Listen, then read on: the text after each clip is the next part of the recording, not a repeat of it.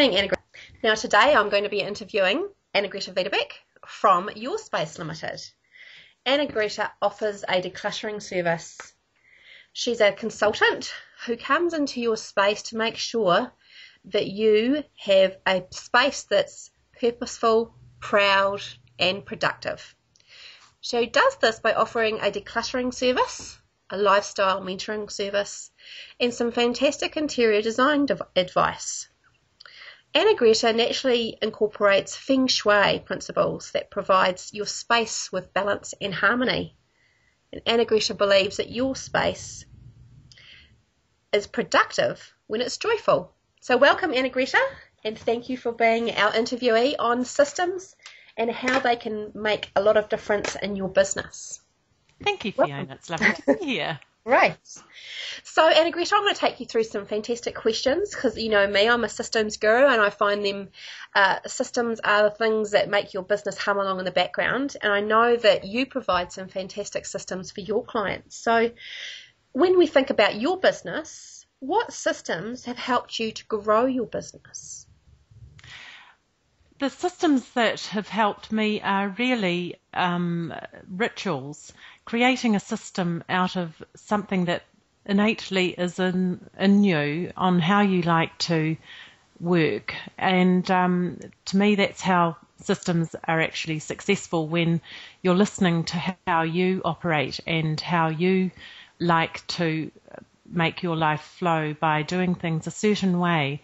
And rather than relying on any external systems, it's really just harnessing a natural way of doing things for you and establishing that as a habit.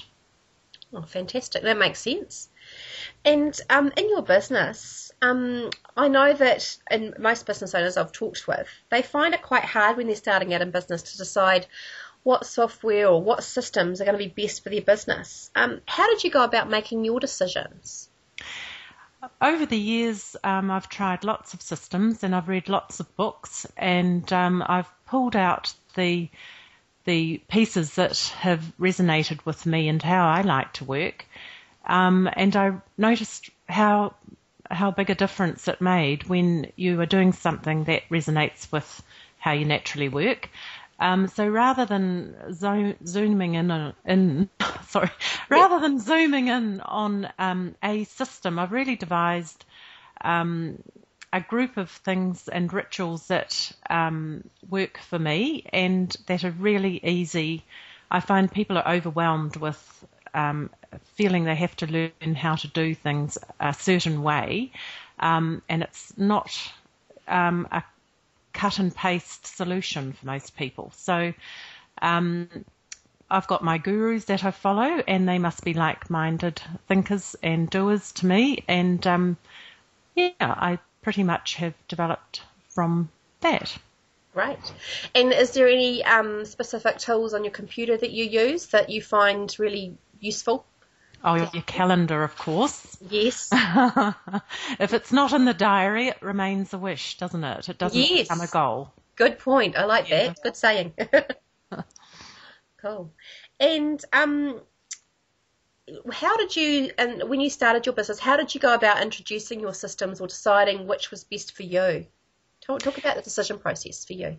Well, first of all, when I meet a prospective new client, we talk about what their frustrations are.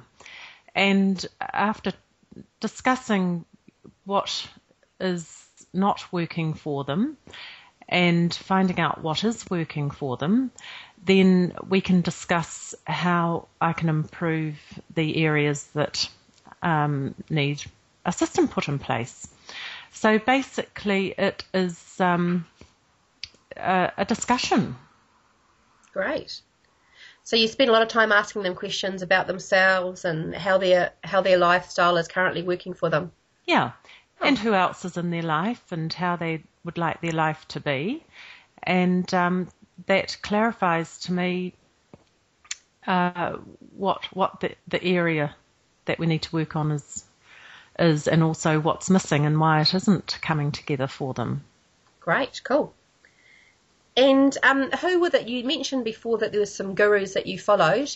Who were those gurus? Who do you find has given you, or who do you find a natural affinity to in terms of following?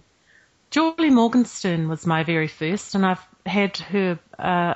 When I looked on my bookshelves when I started my own business, I realised she's been sitting on my shelf for 20 years. Wow. Yeah. And the thing I love about Julie is she seemed to hit on topics that are relevant for people in, this at this stage of life, and everyone's so busy. She's really got to the bottom of the topic where your clutter is actually a state of where you're at in your life, and it's a psychological thing, and that's why you can't buy a system that a pre-made system, because there's a lot of underlying issues around why you are disorganized and and why you hold on to things in your life and don't let it go. And I suppose that's what resonated with me when I read Julie, is how much internal work needs to be done to actually get the external right. Yeah, definitely. That makes sense completely. Mm. And in terms of your actual business systems, setting up to run your business, is there a specific software that you prefer, you found work best for you? I just use Microsoft Office. It's a general software package that most people have. Yep. That's probably the only one that I use. I'm not a technical guru. In fact, I'm technically challenged, that'd be fair to say. I'm much more a hands-on person. So the more I can do manually, the happier I am. Great. And in terms of your social media and your billing and things, what software do you prefer to use as well for your business? I just do Excel spreadsheets for my invoicing and for my social media interaction. I just go on once a week and do a little something to maintain it. And that's in Facebook? Facebook and LinkedIn, yeah. And so listeners can go to YourSpace on Facebook, look you up on Facebook and find you there? Yes, they sure can. I'd love them to. Fantastic. Cool.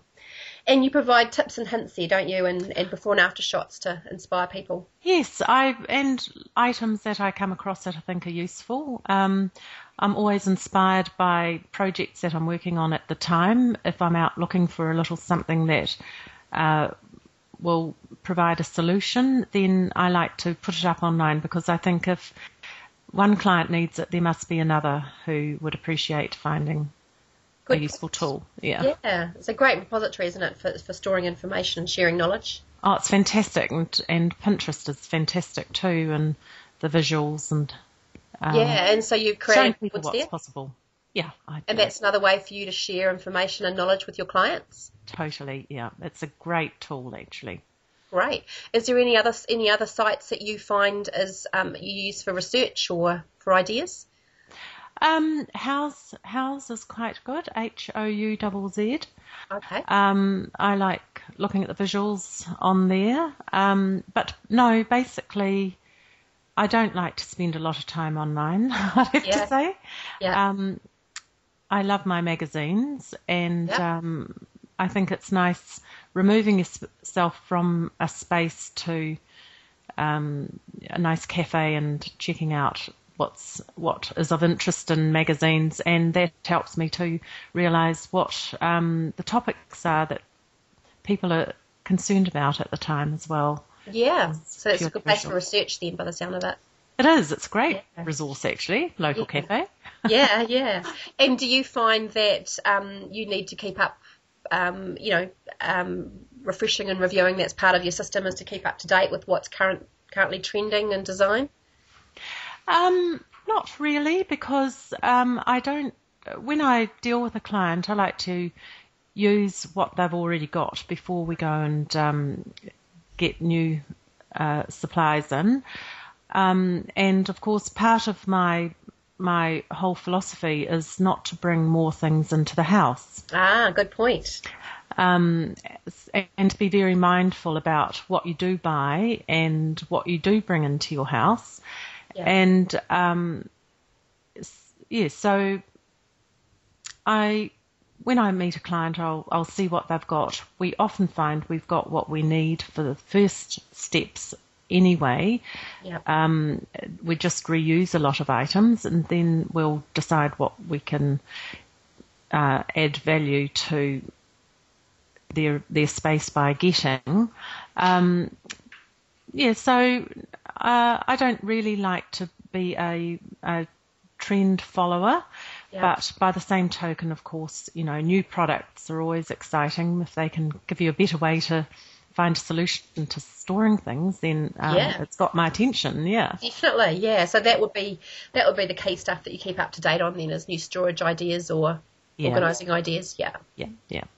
Great. And just to finish off, what's one piece of advice about systems you would give to someone who's maybe starting out in business? As a professional organiser, or this is not someone starting out in business. Yeah, just in terms of what you know about starting out and maybe setting up an office. What's one thing you'd give them to take away?